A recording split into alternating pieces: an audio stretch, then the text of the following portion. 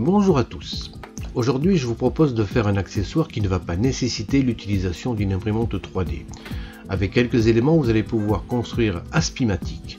C'est ce petit boîtier, tout simple, qui ne présente aucun bouton, juste un voyant, deux fils qui sortent par la partie inférieure. De ce côté-ci, quelques éléments, on va voir ça en détail.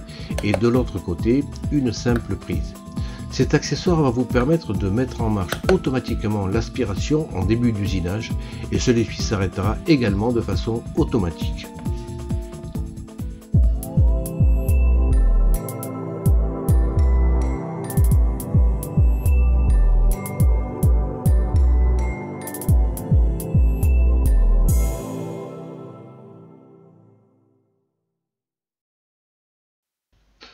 Ceci est rendu possible grâce aux nombreux ports dont dispose la Blackbox. Pour vous la procurer en Europe, je vous conseille vraiment Konucon.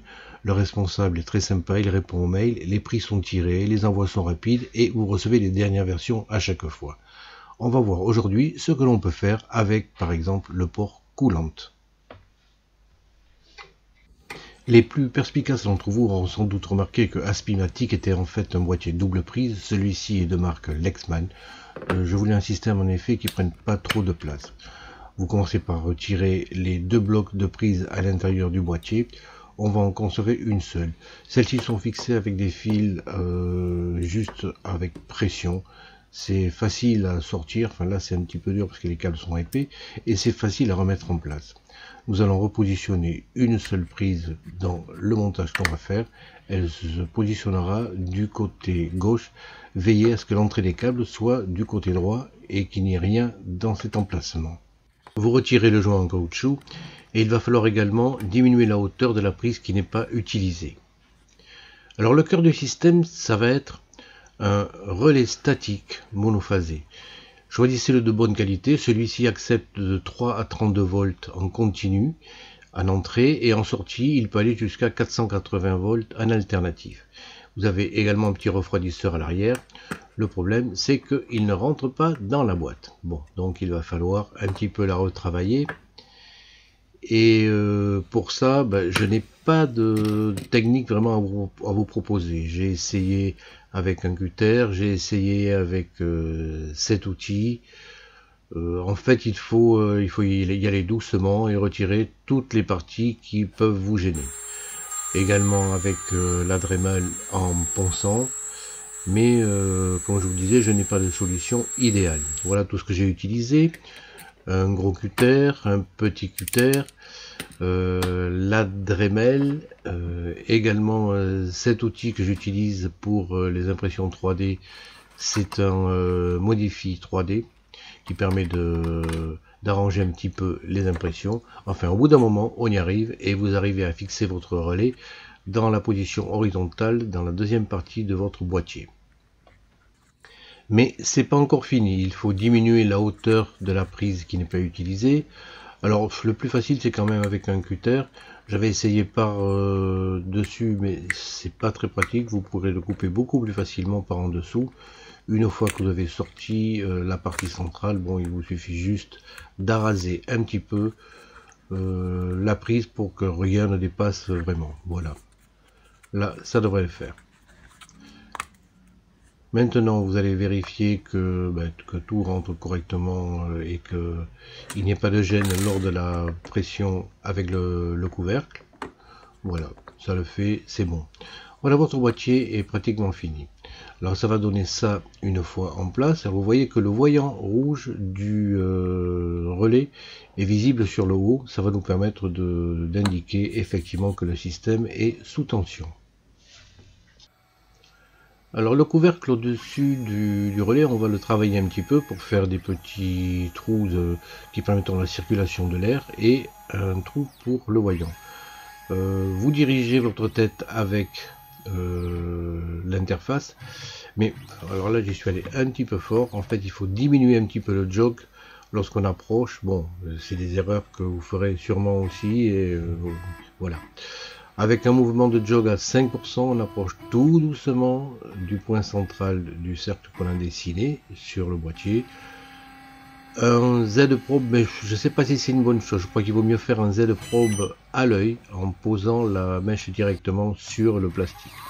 Et vous lancez ensuite le fraisage. J'ai utilisé une fraise alu de 2 mm pour faire ça. Je ne sais pas du tout si c'est l'idéal. Bon, ça a fait le travail, mais il y a certainement des fraises plus adaptées. Alors pour les vitesses, je vous rappelle, utilisez Paramcoup de cncfraise.fr. C'est un outil qui est vraiment très pratique et il a été modifié. À savoir que regardez la vitesse qu'il vous donne, et c'est des vitesses qui sont énormes.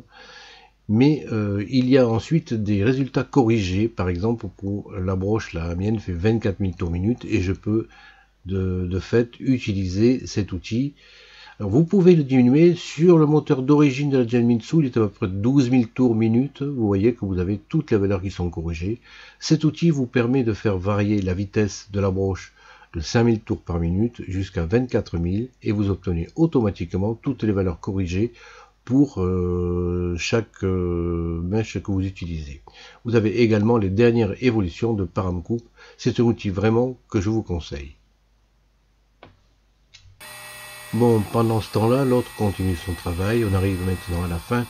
On a fait des petits évents qui permettront peut-être une meilleure circulation de l'air et un petit trou pour le voyant. Alors quand vous le sortez, c'est pas très propre. Il y a du plastique un petit peu partout, mais c'est relativement facile à nettoyer, c'est même très facile à nettoyer ce genre de matériaux avec un simple cutter. Vous faites le tour tout doucement des orifices. Vous pouvez également utiliser un ébavureur. Voilà, ça donne ça. Alors il faudrait peut-être poncer un petit peu les ouïes, je l'ai pas fait, mais le travail est fait.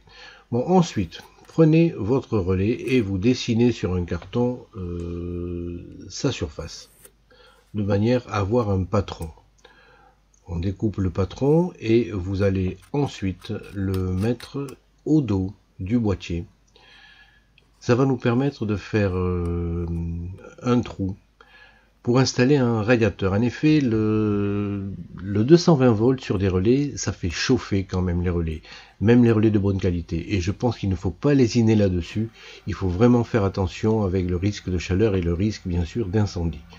En se positionnant X0, Y0, ça vous le faites à l'œil. Ceci fait, il ne reste plus... Alors je vous conseille quand même de sortir les vis avec le patron pour pas qu'elle soit trop proche de la mèche quand elle va fraiser son parcours. Vous mettez le Z-probe à l'envers pour faire uniquement un Z-probe et on va pouvoir faire ensuite un orifice rectangulaire sous le relais.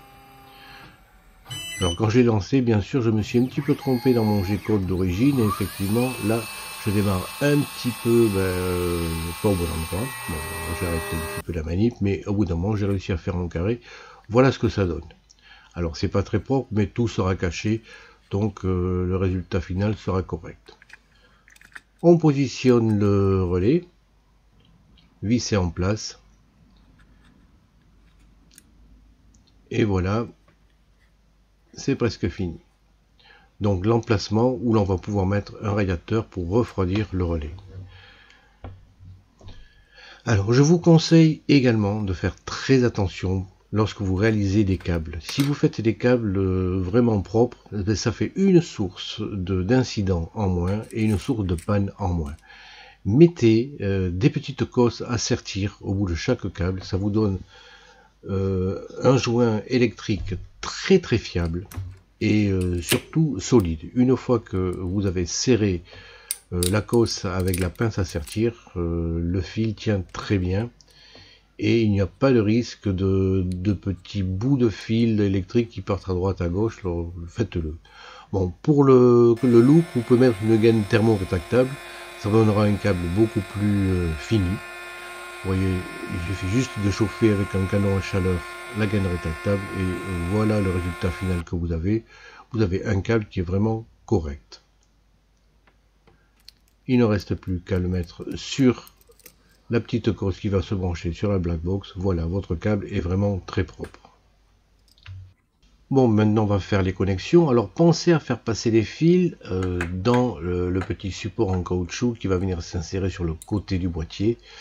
On va d'abord connecter le câble qui va aller à la prise de coolant sur la black box. Alors vous respectez la polarité et vous branchez deux fils. C'est un courant de 24 volts qui va arriver ici, mais le relais supporte plus de 30 volts. L'alimentation maintenant. L'alimentation, sortez la prise carrément, ça sera plus facile. Pour insérer les fils, ce sont des fils à insertion rapide, donc il n'y a pas de soudure à prévoir. Commencez par mettre le fil de terre. Ensuite, vous mettez la phase. Et au niveau du neutre, vous allez brancher un tout petit câble comme ceci. On va voir comment il faut faire le branchement au niveau du neutre. Voilà, vos trois fils sont connectés. Vous pouvez maintenant repositionner la prise et la mettre à sa place. Le câble de neutre, alors vous pouvez le faire passer sous la prise aussi, c'est ce que j'ai fait par la suite après. Ben, on va le connecter maintenant sur une borne du relais. Et le fil qui restait, qui vient de la prise, vous venez le visser à cet endroit-là. En fait, le relais joue un rôle d'interrupteur tout bête. Voilà, tout est en place. Alors, je vous montre en détail les connexions. Vous avez les trois fils d'alimentation, enfin deux fils d'alimentation qui vont vers le bas. Le troisième va sur le relais. Un fil qui relie le neutre au relais et les deux fils ensuite qui vont à la black box. Alors bien sûr, quand on met le capot de protection de ce relais, ben, on ne peut pas l'enfoncer, ça coince un petit peu. Alors on reprend encore la Dremel et vous faites des petites encoches pour permettre le passage des fils et tous les endroits où ça coince. Voilà, une fois que vous avez fait ceci, vous pouvez le remettre en place. Sécuriser les fils en mettant un petit clip rapide. Vous faites ça du côté interne en serrant très fort et vous faites également la même chose du côté externe pour que le fil ne bouge pas. Comme ça vous avez votre système qui est fiable. Alors oui, en nettoyant le boîtier, j'ai laissé un doigt, j'ai dû mettre un petit pansement, alors faites attention avec les cutters. Voilà, tout est ok, on a pu remettre le boîtier de protection, voilà, c'est fini. On repositionne maintenant le joint. Alors vous l'enfoncez, il faut le clipper un petit peu tout autour. Et enfin, par-dessus, vous remettez le couvercle du boîtier de prise. Pour le fixer, il y a des petites vis de chaque côté de chaque prise. Sur celle-ci, il y en a deux. Et sur la prise où vous avez mis le relais, comme on a fait un nettoyage, il n'y en a plus qu'une à visser pour que tout le boîtier reste en place. Voilà, vous avez fini votre boîtier, vous pouvez être content. Alors vous avez deux fils qui sortent, un fil d'alimentation et le fil qui ira sur la black box. À l'intérieur, vous avez votre relais avec le voyant qui sera visible avec un petit tube d'acrylique que vous aurez enfoncé sur le couvercle, ça permettra de conduire la lumière. Et de l'autre côté, vous avez la prise sur laquelle on pourra brancher notre aspirateur. Il ne reste plus qu'à mettre maintenant un petit dissipateur de chaleur. Alors ce sont les dissipateurs qui font 4 cm sur 4 cm. Il y a un papier autocollant et avec de la pâte thermique dessus. Il n'y a qu'à le mettre en place et presser fortement. Il vaut mieux, je pense, quand un système gère du 220 volts, prévoir une dissipation de la chaleur. Il y aura de la chaleur dans tout relais qui va commander un système qui marche sous 220 volts. Alors faites attention. Bon, maintenant, comment ça marche? Alors le coulant output, pour le mettre en marche, il faut faire M8 et pour l'arrêter, il faut faire M9. Alors, vous avez les ordres de commande qui apparaissent sur OpenBuild. Vous pouvez mettre le coulant en marche. Alors là, on va le faire sans brancher rien du tout dessus. Vous voyez que le petit voyant s'allume, le relais a fonctionné. Parfait. Et pour l'arrêter, vous avez le M9 qui est dans Tool Off. Voilà, bon, le système marche. On va maintenant pouvoir mettre l'aspirateur en place. L'aspirateur, il faut bien sûr qu'il soit toujours allumé. Alors sur le mien, il n'y a pas de voyant quand il est allumé, mais voilà, bon là il est allumé. Et on va refaire le même test qu'on a fait tout à l'heure. Là, le M8 effectivement lance l'aspirateur. et on va pouvoir l'arrêter par le M9. Voilà, donc tout le système fonctionne. Au niveau de la black box, vous voyez qu'on a branché donc le fil coolant, ça fait donc une broche un petit peu spécifique de plus de branchés. Vous avez également l'auxiliaire pour l'interface et vous avez les fils pour le moteur qui a servi également. Bon, on va rendre tout ça autonome maintenant. Dans VK, vous recherchez la gestion des postes processeurs. Alors vous avez une liste énorme et vous allez rechercher dedans celui qui donne le G-code en GRBL. C'est le code qui est utilisé par la Genmitsu. Alors vous allez le trouver, voilà, il est ici, en inch et en millimètres. Vous choisissez celui en millimètres et cliquez sur l'icône juste en face. On va personnaliser maintenant ce poste processeur. Il apparaît en haut de la liste avec un petit crayon. Et on va ouvrir l'emplacement du fichier. C'est automatique sur votre ordinateur. Un clic droit, on ouvre ça avec, le plus simple c'est de l'ouvrir avec le bloc-notes peut-être. Voilà, c'est tout ce que contient votre fichier. Alors toutes les données ne sont pas intéressantes, mais alors, on va rechercher maintenant quand est-ce que la broche se met en marche. Alors voyons là, il y a départ du fichier et en dessous vous avez l'ordre pour mettre en marche la broche. Le SM3. Vous allez sous cette ligne et vous allez taper M8, donc pour lancer le coolant, entre guillemets, hein, il faut le mettre pour que ça soit pris en charge. Donc cet ordre va permettre de mettre l'aspirateur en marche. Et ensuite à la fin, M5 c'est l'ordre qui dit à la broche de s'arrêter. Après M5, on va faire comme pour le M8, entre guillemets, on va taper maintenant M9. Et ce qui fait que le système ne nécessitera aucune manipulation de votre part. Vous fermez le fichier et le système vous demande si vous voulez le sauver, bien sûr, vous l'enregistrez. Voilà, c'est terminé. Maintenant, reprenez les caractéristiques de votre machine. Alors vous avez les caractéristiques de la Genmitsu. Et vous voyez que il apparaît dedans. Double-cliquez dessus pour le rendre par défaut. Voilà. Maintenant, quand vous faites un usinage, lorsque vous avez fait un parcours et que vous souhaitez le sauver, on va cliquer sur la petite disquette. Vous avez maintenant ce parcours avec le petit crayon qui apparaît par défaut. C'est celui qui va mettre en marche l'aspirateur. Les autres sont bien sûr disponibles, mais par défaut, le système mettra en marche et arrêtera votre aspirateur désormais. On va faire un rapide test là maintenant, alors sur du MDF, comme ça il n'y aura pas de risque de casse. Les voyants pour l'aspirateur et pour la broche sont directement sur la black box également. Avec l'interface, on va sélectionner un fichier et on va lancer le système. Et vous allez voir que l'affichage de la broche et de l'aspirateur, la broche en premier, l'aspirateur de suite après. Regardez, je vous laisse voir lorsque l'on lance un travail. Voilà, le système marche parfaitement bien. Vous avez réussi à automatiser et votre broche et votre aspiration. Il n'y a aucune manipulation de votre part à faire lorsque vous lancez un travail. Je peux vous garantir que au quotidien, c'est un confort sans nom. Le nombre de fois où j'ai oublié de mettre la broche en marche et où j'ai oublié de mettre l'aspiration, on a fait l'aspiration, c'est moins grave. Mais vraiment, ces automatisations vont vous apporter du bonheur chaque fois que vous utiliserez votre machine. On va voir maintenant si à l'arrêt les voyants s'éteignent. Et c'est le cas, la broche s'est éteinte ainsi que l'aspiration. Voilà, avec une petite boîte pour prise et puis un petit relais, vous voyez qu'on peut faire quand même des trucs assez intéressants avec cette black box et cette Genmitsu. Alors un petit truc en plus aussi, quand vous usinez de l'aluminium ou des métaux, il n'y a pas d'aspiration, c'est une micro-lubrification. Et je vous rappelle, on a vu dans la vidéo qui traitait de ce sujet que la pompe de micro-lubrification fonctionnait également en 220 volts.